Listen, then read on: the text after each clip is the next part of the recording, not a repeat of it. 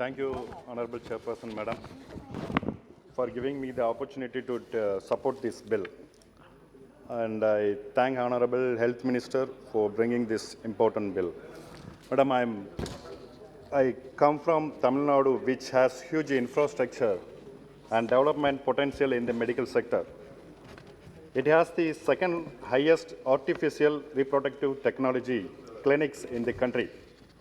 Also, it is the hub for medical tourism, and hence, any legislation which will regulate these practices will increase medical tourism, which will lead to an increase in revenue. I would like to point out that raising a family is an important aspect of life in Indians. Madam, India faces a lot of burdens of infertility, with at least 27 to 30 million reported cases of the same. And it is on the rise in India. Madam, with the spirit, government has introduced this bill which will regulate ART services in the country. I would like to add that with this, couples will feel more confident and will view the ART methods as ethical. Madam, I would like to highlight that the bill has a slew of advantages as this bill provides safe and ethical ART methods.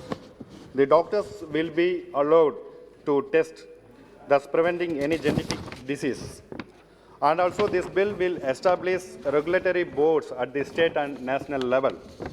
Madam, India is a world leader in ART methods.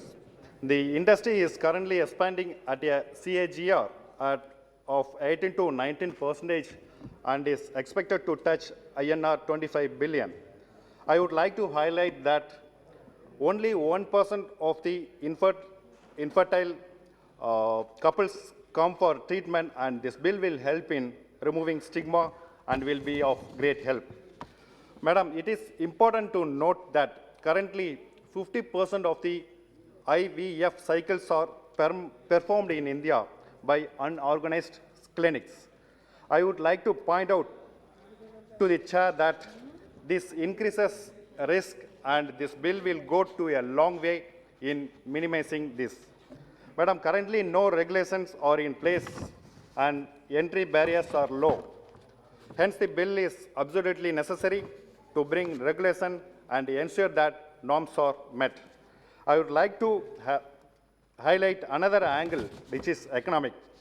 India is a hub for medical tourism, and hence this bill will provide regulation. This will offer numerous benefits such as economics of scale, promotion, branding, and fair pricing, etc.